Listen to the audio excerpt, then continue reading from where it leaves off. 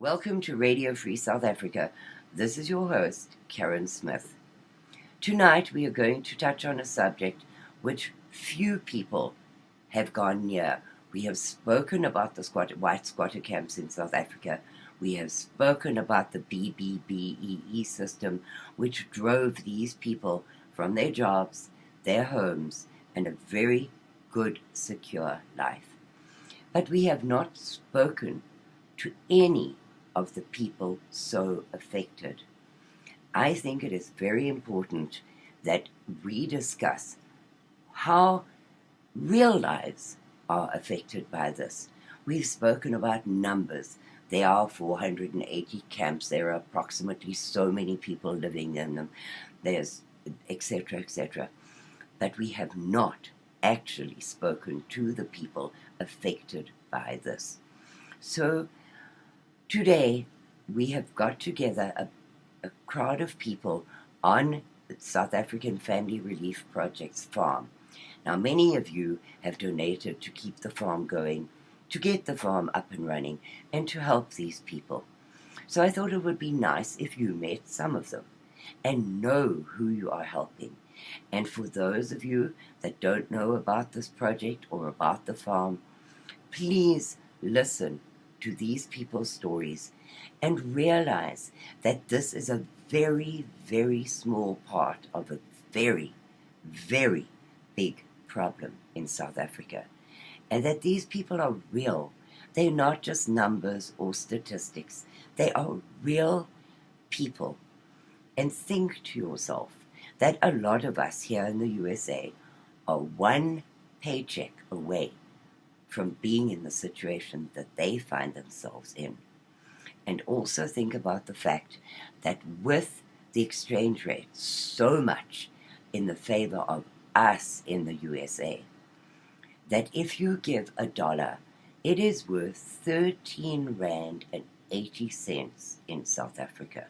So no donation is too small to give to help this little group of people, and literally hundreds of thousands like them across the country in South Africa. With me today is Lee Oxley de Prier, the founder and chairman of South African Family Relief Project, very well known to some of you. If you haven't met her before, she is one of the unsung heroes of this awful situation in South Africa. She and her husband found themselves in the same situation that these people are in. And they were living in their car because they lost their jobs. Some kind people from a church helped them out. And one day, finding that they had too much food for the day and not having anywhere to store it, they went and looked for another group of people that might benefit from the excess food they had been given. And they were stunned and horrified to find out how many white people in South Africa were in the same situation that they found themselves in. So once that their situation improved a little bit, they formed South African Family Relief Project, and since then have worked tirelessly to help the dispossessed white people in South Africa. Lee, hi, how are you today? And you? I'm wonderful, thank you. Much better off than you people are, sitting in my nice little warm house in my pretty little town in Texas and trying so hard to help you. Lee, you managed to get some people to sell you a farm on a kind of a rent-to-own basis, and you and Maurice have worked tirelessly to put up houses, to put in a duck pond, to put in a water storage system, to save people out of this terrible situation, reskill them, teach them new skills, put them back into society, and bring the next group through. But you've also suffered some terrible setbacks like a fire, people cutting your fence, your tunnel that you grow hydroponics in being blown down by the wind, etc. You have suffered some really bad setbacks. Yes, and it's really been, it's like you take a few steps forward and then 10 steps back.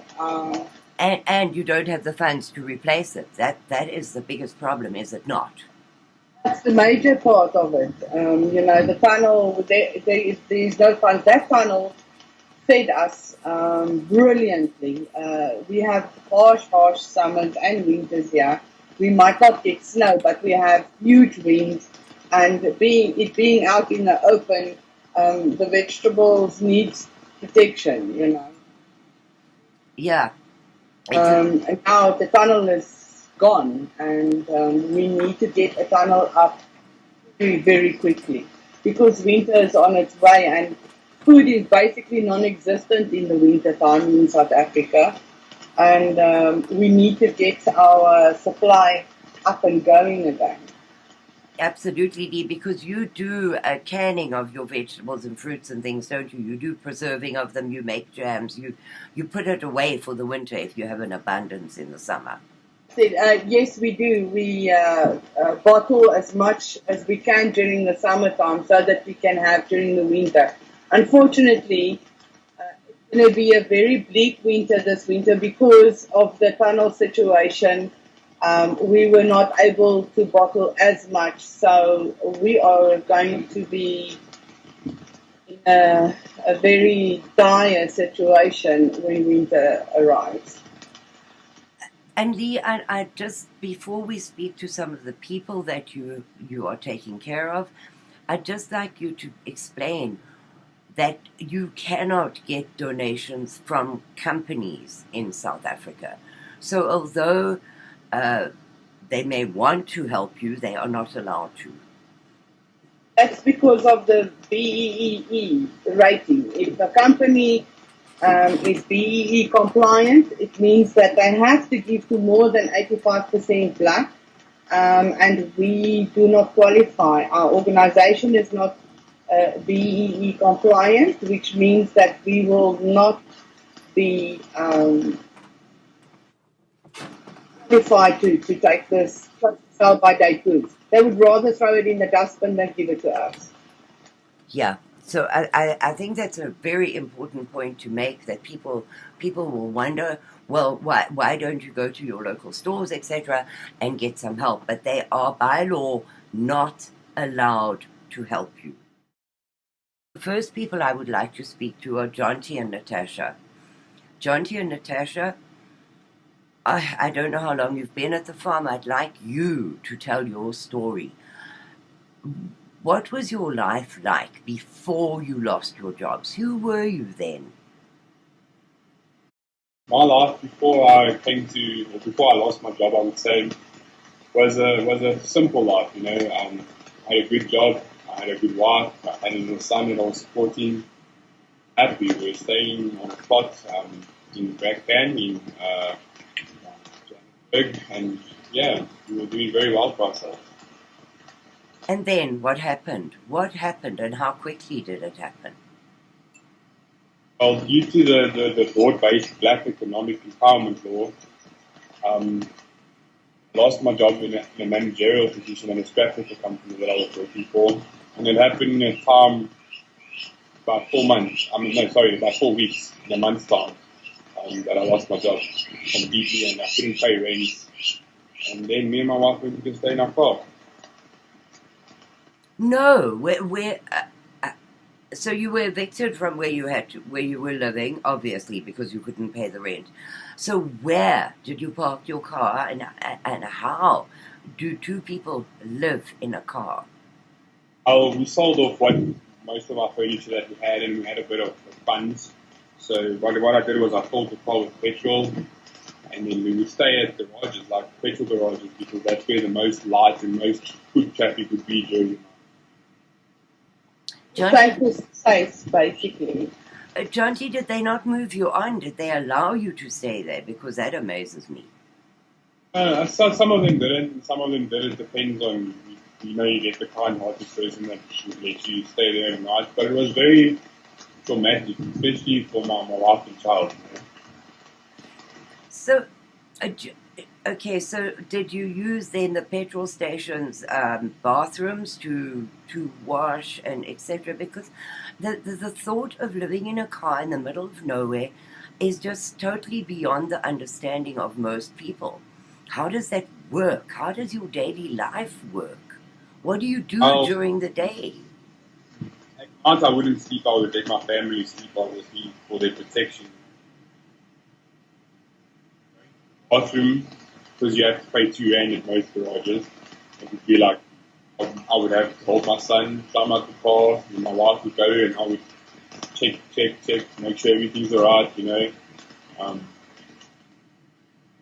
and they would wait for me and I would go to the bathroom and clean ourselves and stuff. We would travel from friends, maybe some friends of ours, you know, that couldn't give us a place to stay, but they could let us, you know, use the shower and use their toilet facilities. Not all the time as well. Oh, John, that is awful. So do you not have extended family? This is a question I'm often asked. Do you not have family that could have helped you out? I do have extended family, but they do not live in South Africa. They're in Louisiana overseas, and they help me out financially sometimes, but that's about it. You know, nothing more, nothing more. Wow, I look at my life, and I've been through some hard times myself, but nothing like this. I have always had a roof over my head. Um, I've always been able to wash my clothes, wash my hair, because people ask, why do you stand on the corner and beg? Why are you not looking for a job?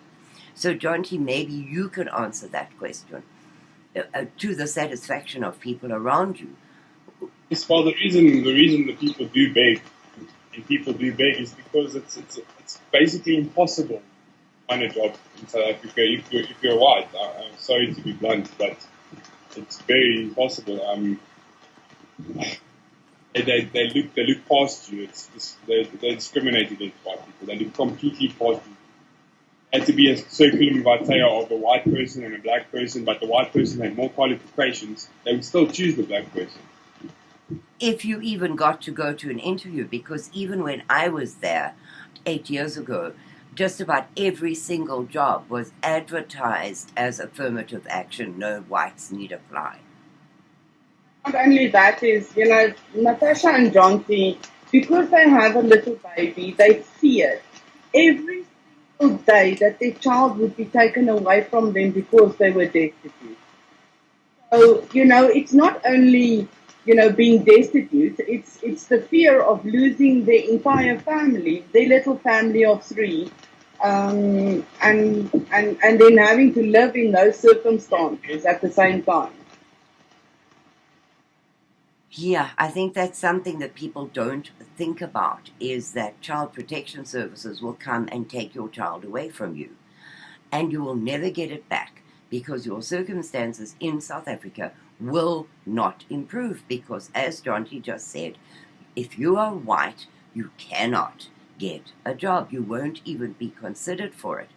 Never mind the fact that if you arrive for an interview in creased, dirty clothes, unpolished shoes, etc., there is no way on earth that you are going to be considered.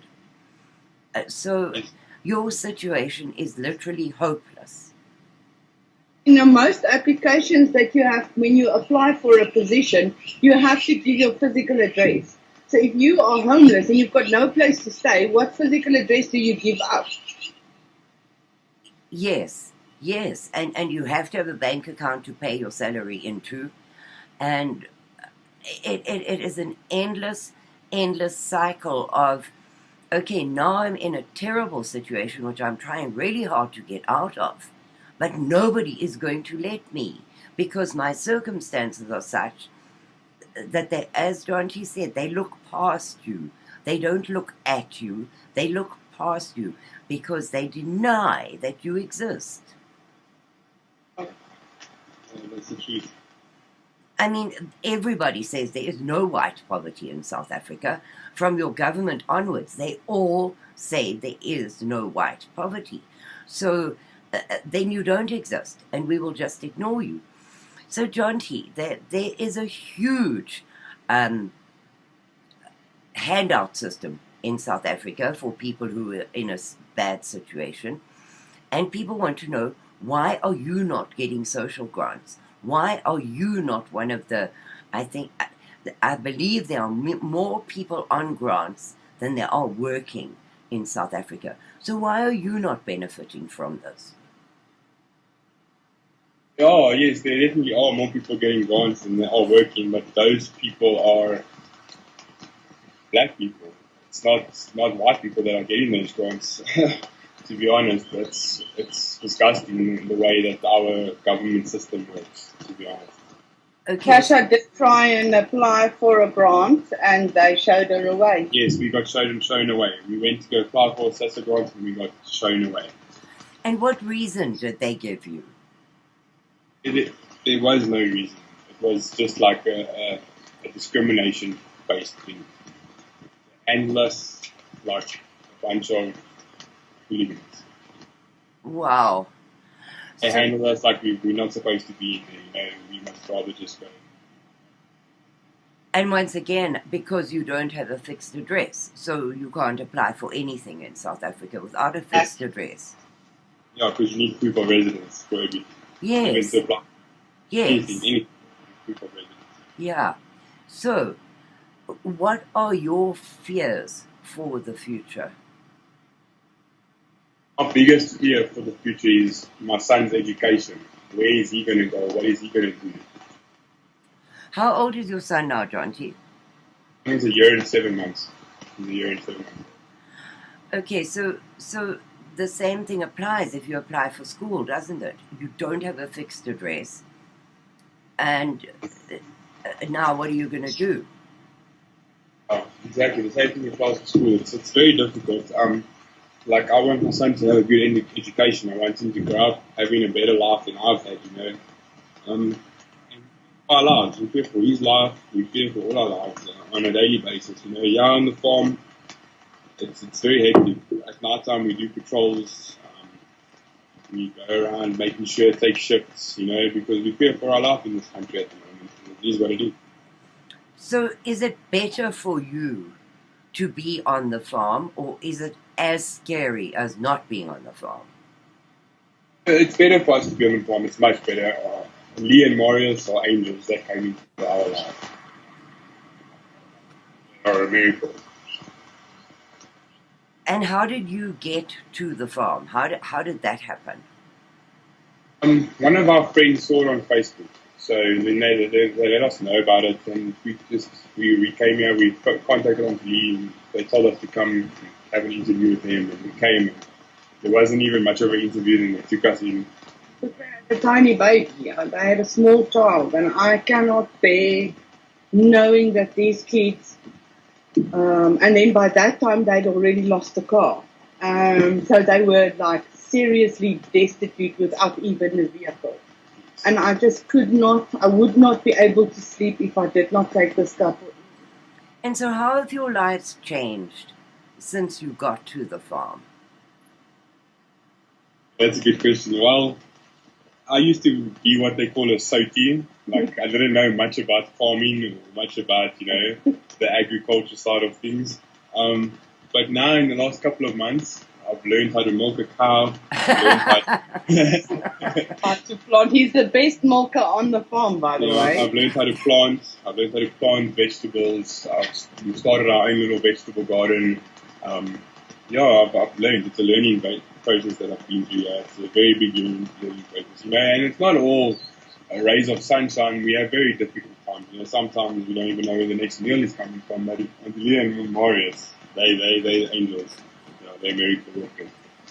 Yeah, well, I suppose, and it's so hard for me to even talk about this, because here I sit in my lovely little house with my cup of coffee in front of me and a freezer full of food, and I'm telling you how wonderful life is on the farm.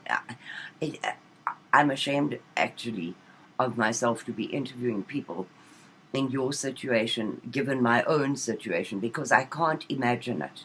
I cannot even begin to wrap my head around what you must go through, have gone through, and what your fears for the future must be.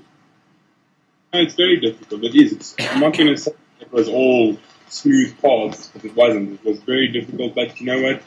Us as a community, we try to stay together and stay happy and stay joyful.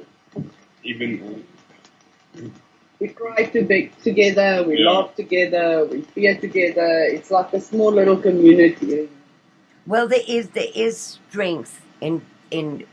They say a problem shared is a problem halved. So at least the whole you have this feeling that you're not alone, because living in that car, you must have felt so alone and uncared about. that's exactly how I felt, and it felt like I hit rock bottom. John T, it's okay. It's okay. I have often spoken about how men in this situation must feel, because it is your job to protect and care for and support your family. And when, by no fault of your own, you cannot do that, you must beat yourself every day because you feel that you have failed. But the reality of this is South Africa has failed you. And by extension, the rest of the world continues to fail you every single day, because this should not happen to people who are willing, able, and ready to work and support their family. They just want a life like the rest of us have. A little place where they're safe, where they can live, they're willing to pay for it and work for it. And yet, by no fault of their own, it has all been taken away from them. And here you are. It is an absolute disgrace on the rest of humanity that this is happening to you. And I am sorry. I work so hard to try and make sure that you are fed, housed, and taken care of. But it seems to me that day by day, the rest of the world is once more turning their backs on the South African situation and not caring. So we have another couple with us, Candace and Gary, and I'd like to ask you the same questions. How was your life before you lost your jobs? Hi, my name is Gary. Our life was, we had a very good life at one stage. And I had a job as a bookkeeper. We lived, we didn't have to worry about how we're going to live on a daily basis. We could work out how we're going to live on a monthly basis. Yeah. And if we had money left over, we could go out and entertain ourselves. But we tried our best and we worked very hard to get where we were. And that's how our lives was. We had a house, everything, food, everything in it, and we didn't have to worry on a daily basis where that was going to be coming from. And then, Gary, what happened? Okay, first thing, I lost my car in an accident, and through that I was not able to get to my job because I could not catch taxis because the black taxis just drove right past you, even if they were empty. So there was no way of me getting to work. If I had to walk to where I was working, I would have to leave like 1 o'clock in the morning to get there at 8 o'clock. And that would have been the earliest that I could leave, because I wouldn't want to leave my family by themselves at early hours of the morning, because I wouldn't know what would be happening to them. So my boss said, since you're not reliable, you no longer have a job. Gary, did you not explain your circumstances to him, and did he care? I did explain.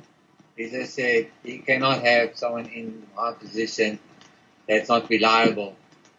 And so that's when my job went. And after your job went, what was the progression? You already didn't have a car.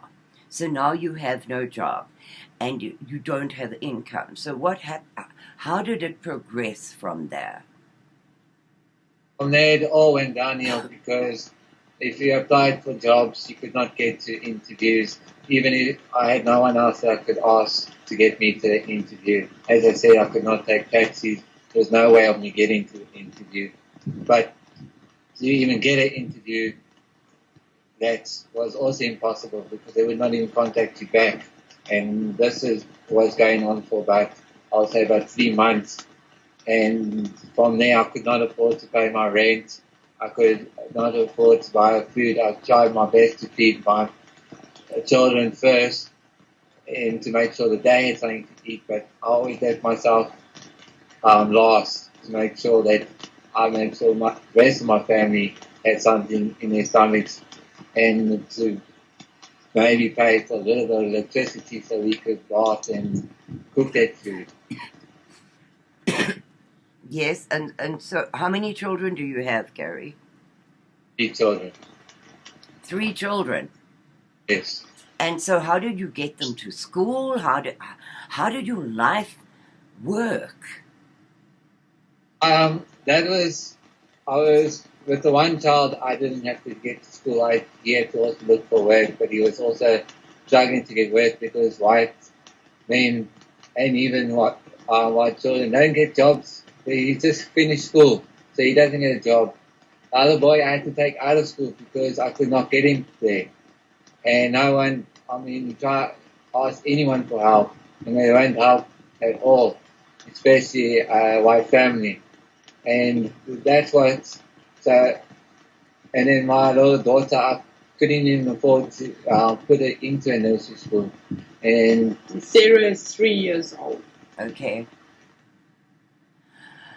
So that was my problem. So, Gary, is it the feeling, and you can refuse to answer this question, but for me, is it the feeling amongst white South Africans, the same as it seems to be for the rest of the world, that it's kind of your fault that you're in this situation? Yes, it is the feeling that it is our fault that we're in this situation, especially mine. As John here answered before, you're the income provider, and then once you lose your job and try and find another job, you feel that, and other people feel that now you've just try and help your family and you feel failure. And you don't realize that it's not your fault until someone points it out. Yeah. That's, as I said previously to John T, as a man, this must be the most terrible thing that can happen to you because you are willing to work, and through no fault of your own, you cannot. And Yes. and the world has turned their back on you. White South Africans have turned their back on you. The government has turned their back on you. And you must feel so alone. I can't even begin to think how you must feel. This poor man has sent out CV upon CV upon CV, and it's futile. I don't know what they're going to do because every single job, they don't even get a callback. Nowadays, you have to include a photograph of yourself in your resume, and as soon as they see that you are white, it gets thrown in the dustbin. There's nothing you can do about it. So, have you also tried to apply for social services, for grants from the government? Yes, we have, and we've also been declined. And no reason, they just say, nothing. They just say, please go, try and help you. Really, they just tell you that straight. Don't bother coming back because we can't help you. That's correct. So, okay, how do you deal with medical problems? How do you deal with needing a doctor, a dentist, whatever? How do you deal with that? It's quite difficult. We go to the clinics or the hospitals, but you still get treated unfairly. You might sit there. The one time we sat there for 12 hours before even getting seen to, and it was with my son with a broken foot. And they just let you wait while people go past you and other people get seen first, and that is, but we have to wait, and that's just the case. I mean, to get seen, if you have to wait 14 hours, 20 hours, you do it because it's for the beneficiary of the family. Yeah. So, So do you have your children with you at the farm, or did you lose them? I do have my children with me, and it's been very difficult for them as well because they don't know how everything's working except for what they saw at their schools, that they were also being seen as assets they weren't worried about. Even in their classes, the teachers would talk in their own language and things like that. And my one son said, "Well, I don't understand what you're talking about." The teacher said, "I'm not worried." Straight to him. Because the class was predominantly black. So the teacher would speak in a black language, and then Gary's children could not understand the language. And when the children voiced their opinion and said, "But I can't understand you," the teacher was basically, "I don't care, whatever." Really? I didn't realize that it had reached that stage in the education system.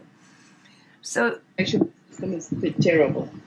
okay, so you lost your home and you didn't have a car. Where did you stay?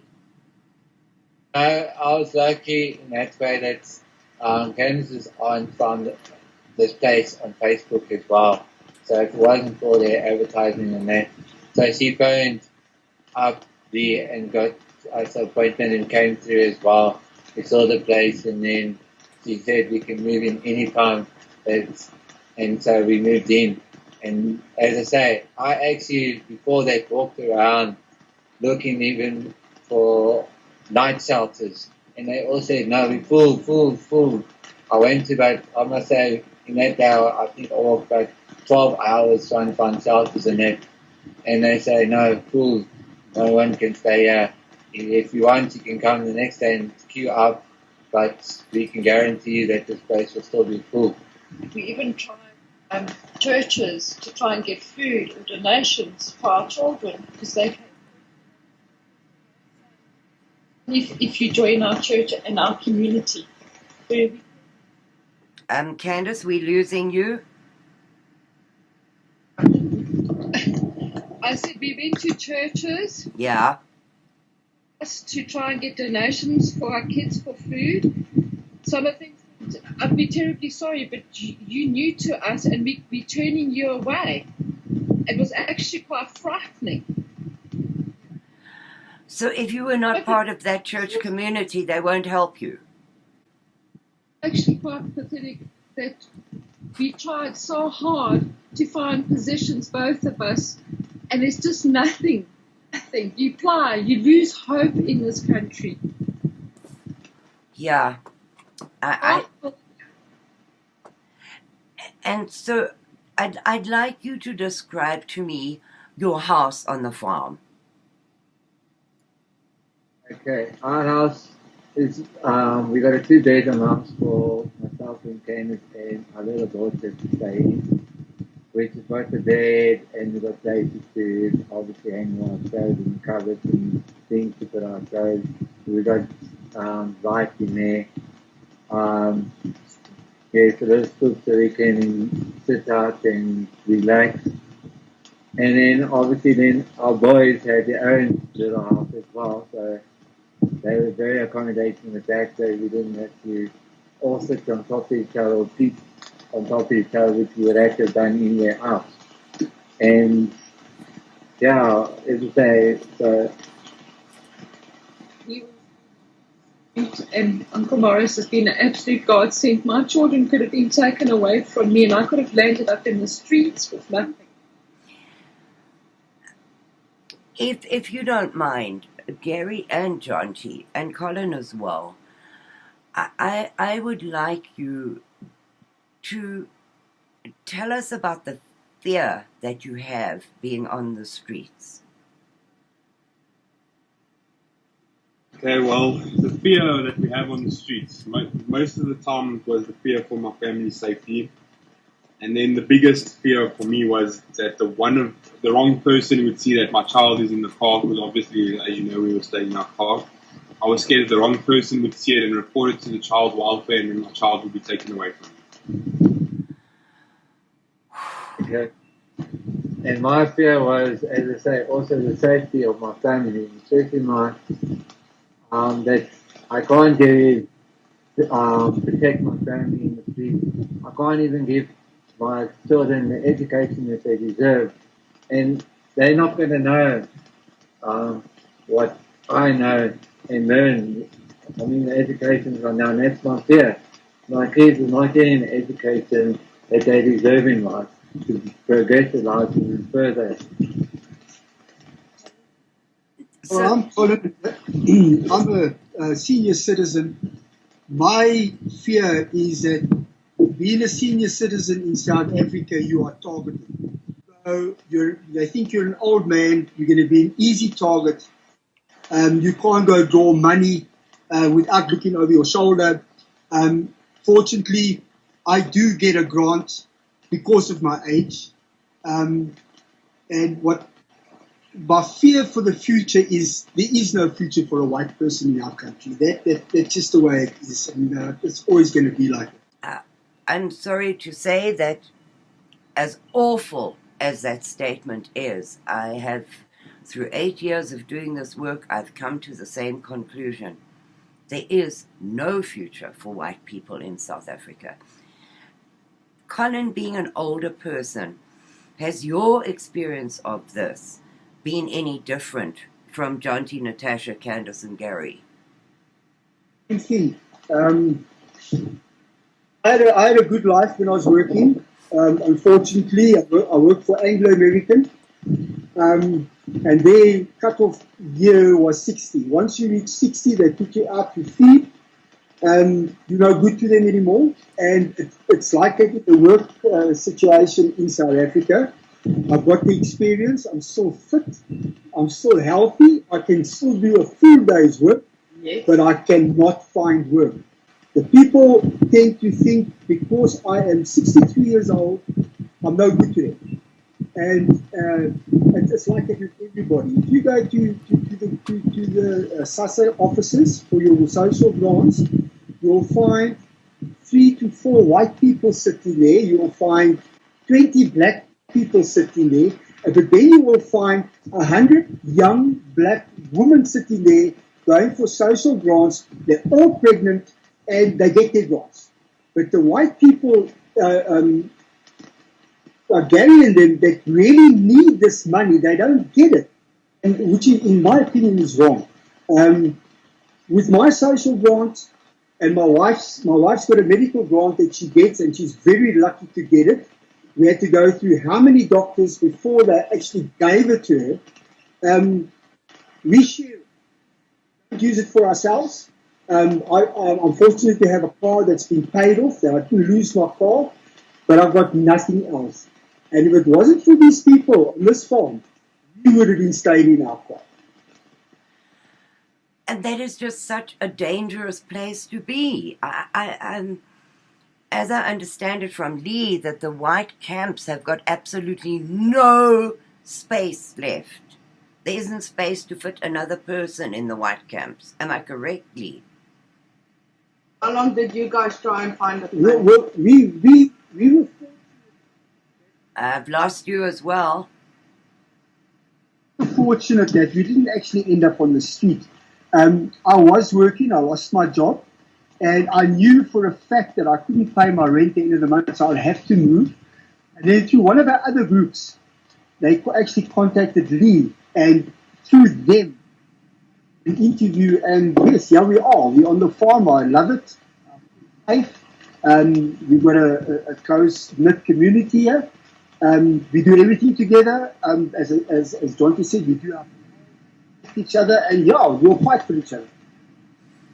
him at 63 years of age learned to milk a cow. Yeah, I milked a cow at 63 years. The first time I've ever done that.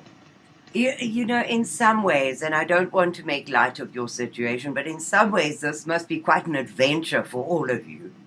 Yes, it is. You know, I mean, I never used to do my own garden, but now I'm doing my garden. It's part of the community's garden. I'm milking a cow. I'm chasing goats away from our vegetable patches. I mean, it's a new adventure for me. I'm really enjoying it, and I'm really, honestly, pleased that I've met these people, and I know that I'm not alone in this. I've got people looking over me. You know, not only God, but I've got other people looking after me, and as I will look after them if need be. John T, I'd like to get back to you about this. How much has it meant to you to have the emotional support of a group of people who understand your situation because they either are there or have been there? Okay. Yes, I've been here for the last 8 months, and this time that I've been here, it's been a very, very, very emotional steam train or roller coaster. But the support here has been amazing, especially through Auntie Lee and Marius. When I'm feeling down and I feel like I can't take it anymore, and the days will just get too much for me, you know, I go and I sit with Marius and we talk, and he always manages to put a smile on my face again. And then Auntie Lee is like the mother that I never had, you know. We call them Mooks and Poppy, you know, because they are our parents that we never had, and that support us and that lead us through our everyday journeys that we have here. And it's not all smiles. Sometimes it's fights. Sometimes it's crying, you know. Sometimes, and then most of the time it's happiness, you know. We smile and we laugh and we cry together, and we have good times, and then we have very difficult times, you know. Has it, John T, this is a difficult question, but has it made a difference in your self-esteem? Instead of feeling that this is entirely your fault and you have failed your family, has it made a difference to you to see other men in the same situation? Yes, of course it has. It's made a huge difference, you know. I don't feel like such a failure anymore, you know. And I've noticed that it can happen to anybody in a split second, you know. Like in my situation, it wasn't even a week, and we were out in the car. You know? Yeah. And Colin and Gary, has it made a difference to you to have the company of people in the same situation? Yes, that is exactly. I can't hear you, John T. Oh, Gary, sorry. Yes, it has made a difference to me, because with Lee and Morris, they showed me that I am a strong man, and without me being with my family, we would have not stuck together as a family. So that has helped me a lot. And that's another question I'd like to ask the ladies. You know, they say when money flies out the window, love goes with it. And you have stuck with your men through thick and thin, through really, really bad times that I'm sure you never thought your life would come to this. I admire that, because most people say, okay, I'm going now. Why have you not done that?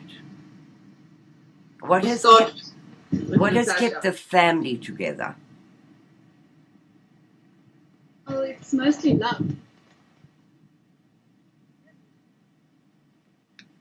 Natasha, we can't hear you.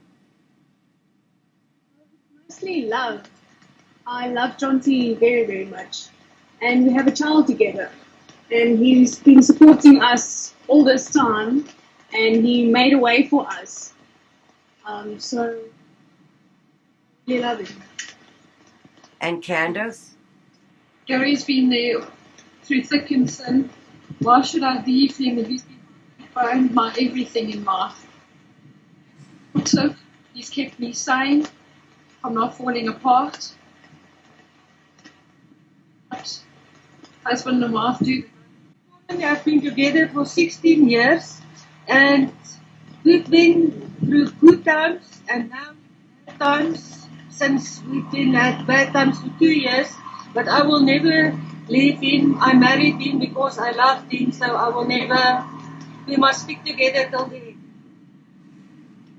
And besides, we women here in South Africa have Boer blood flowing through our veins. We are strong, and we men, we love them. No, but I just admire that, because it is a tendency, and that is a reason you guys who have gone through such terrible self-questioning and self-doubt should pat yourselves on the back, because even through the worst of times, there has been something you have about you or something you have done that your wives, your support system has stuck by you. That must tell you that you are worthwhile people. You are worthy of love. You are worthy of being a dad. They don't see you as a failure. So it must help you in a small way to not beat yourselves up so badly. So being on Lee's farm has obviously meant a certain amount of security to you. It has meant community. It has meant togetherness. It has meant a whole new experience in your lives. But obviously, this is not forever. What are your greatest fears for the future and your biggest hopes for the future?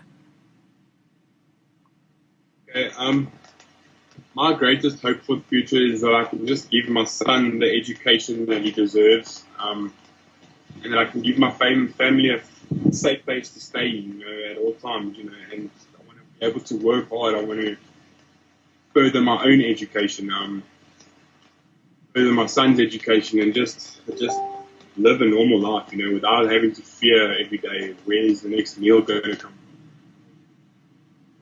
Yeah. Going to be a attack. Very scary, you don't want to sleep at night because you want to protect your family, especially. It takes a toll on the men, a very big toll, because they the mighty, they're the protectors. Yeah. This last month has been very bad because we've had 11 farm attacks in our area. So, and we've been warned by the community security that everybody has to be vigilant. Just this last week, sorry, a couple was attacked on their farm, and the husband was shot in the knee. The lady was stabbed. Luckily, the little 2-year-old didn't get any injuries, and his vehicle was stolen and recovered. But we were all warned to be very, very vigilant. 11 attacks in 1 month is really bad. And then on top of that, our fencing has been cut. They are definitely trying to steal our livestock. So it's constantly fixing, and we only have one flashlight at the moment because all the others, we've been using them for 2 years, already, and the flashlights only last that long. So unfortunately, everybody, the men use their little cell phones, and Jonty's got the one flashlight.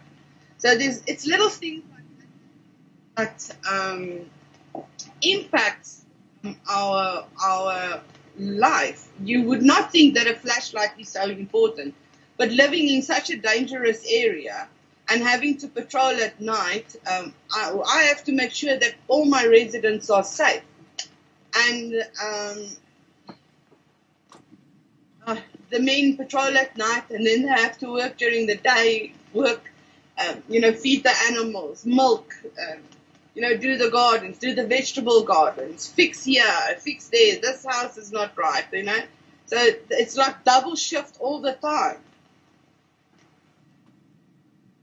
But, okay, so I'd like to ask the men again. even though it is so difficult on the farm, because nobody said it was going to be a party and rainbows and unicorns, is it better for you to be there? Or would it be better to be out there somewhere doing something else? Much better to be here at the moment, the way things are going out in the world. Nothing for us outside this farm.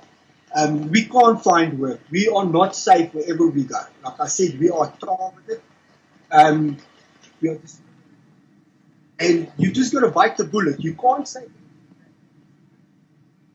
in any way you are ganged up on, and that's the way it is. And unfortunately,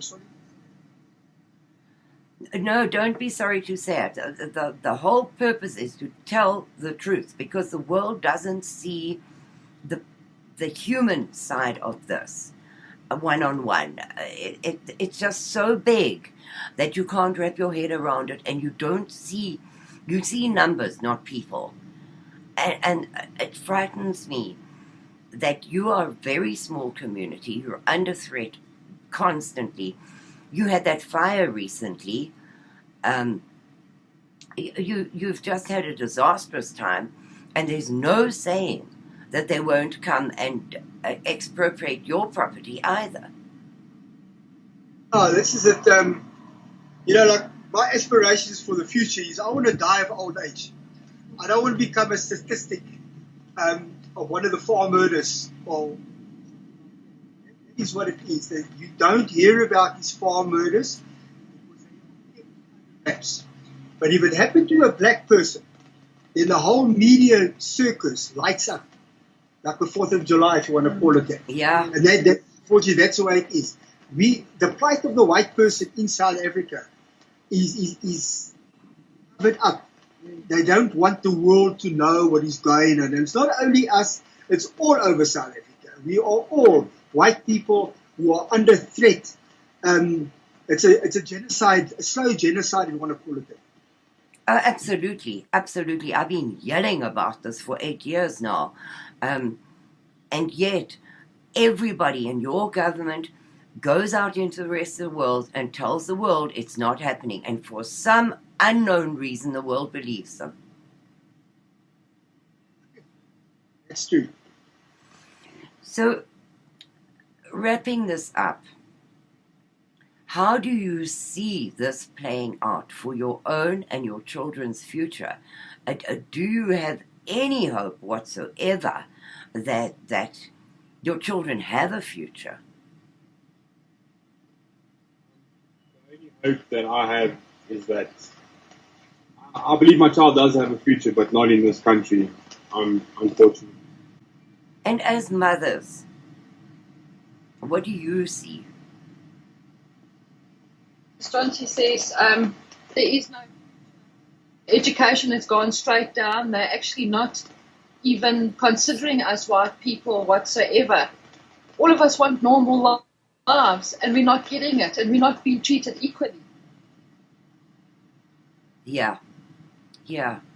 So if you did not have the farm, what would you do? How would you live? Where would you be? So we would have been attacked at night. Our children would have been taken away. We would have never lived. Without the farm, we were nothing. Without the farm, we are nothing. Okay, so Lee, I would like you and Marius to wrap this up for us. Tell us some of the problems that you face daily. What you need most. Obviously, we cannot send you goods. We can only send you money. But what are your greatest needs?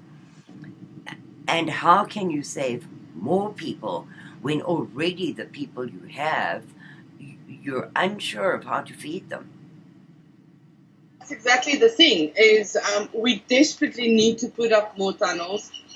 We need more housing, because there are thousands and thousands of these people, these beautiful people outside on the streets. And I can only accommodate a few families at the moment. And There's a fairly big space on the property for more houses. I need more tunnels in order to feed these folks. Going into winter now, and winter food is non-existent. Yes, we have chickens and eggs and cow's milk and goat's milk, but that's about as far as it goes. We need toothpaste. You need, sanitary towels. You need shampoo and washing powder and gas so that we can cook food. And we had a huge hailstorm, and about the tunnel that was destroyed. Come to find out that our one solar panel is also cracked and was destroyed in the hailstorm. So it's like everything is going backwards, and I'm with my hands in my hair, and I don't know how to carry on and how to help these people, because the more we work and the harder we work and the harder we try, the more you feel like you are blowing against thunder. It's such a battle every single day, and these people are amazing.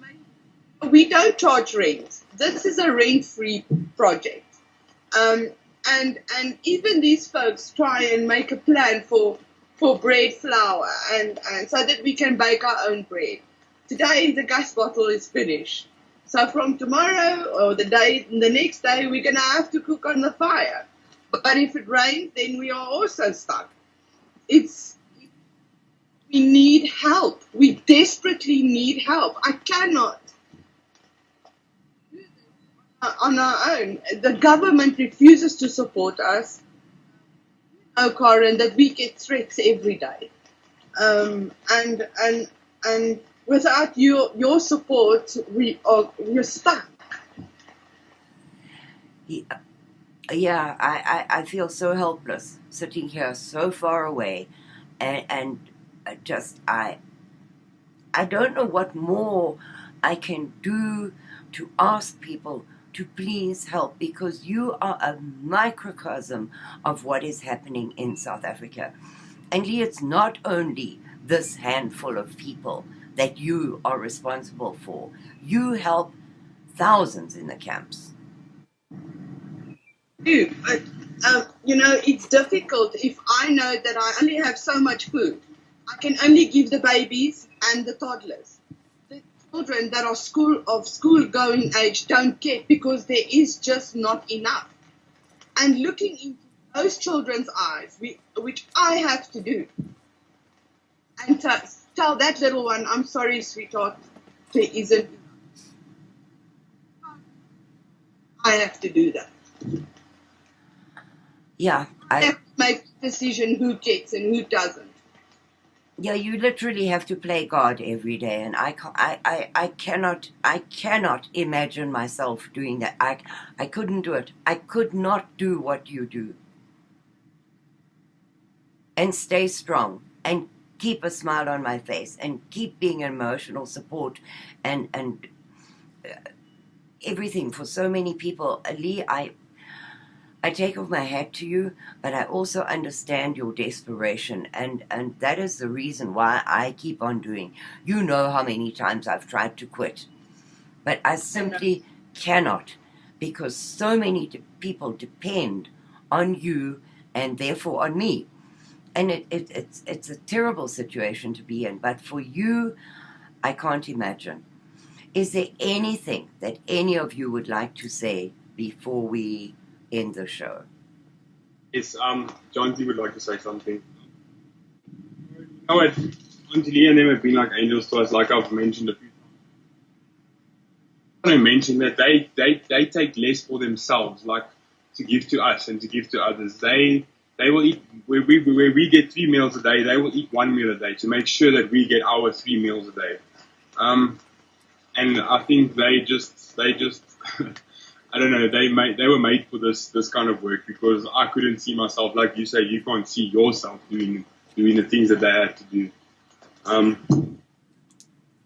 I can't see myself as a person, even though they've helped me and I've been helped. Yeah, I can't see myself as a person going through daily stress and the daily, the things that they go through. Like I say, they take 1 meal where we get 3 meals. They give they take less for themselves to give to others. Yeah.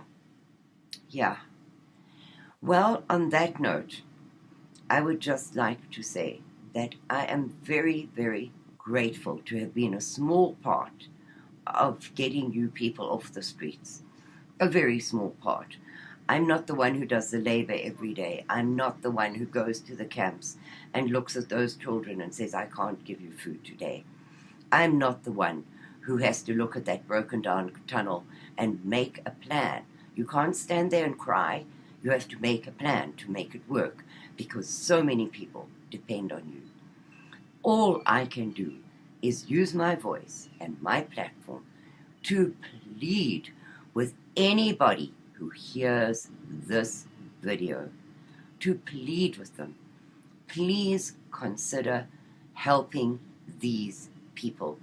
It is not this handful of people that we have spoken to today that are depending on you. It is literally hundreds of thousands of white people in South Africa in a worse situation than these people we have just spoken to. Please, no donation is too small.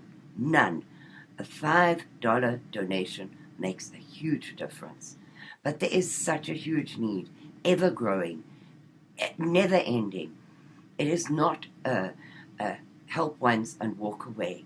We need consistent help so that we can help more people. Thank you for listening. And you guys, thank you so much for speaking to me, because most people in South Africa are either too scared or too ashamed to speak out. There is no shame in what has happened to you. It is not your fault. It is totally beyond anything you could have done to change the circumstances. It is only people outside of South Africa that can change this situation. So thank you again very, very much for standing up and talking to me. I wish you all the best. May God bless you and keep you, and grow that farm so more people can have the safety that you have. Thank you, Karin. Thank you very much. Thank you guys very much.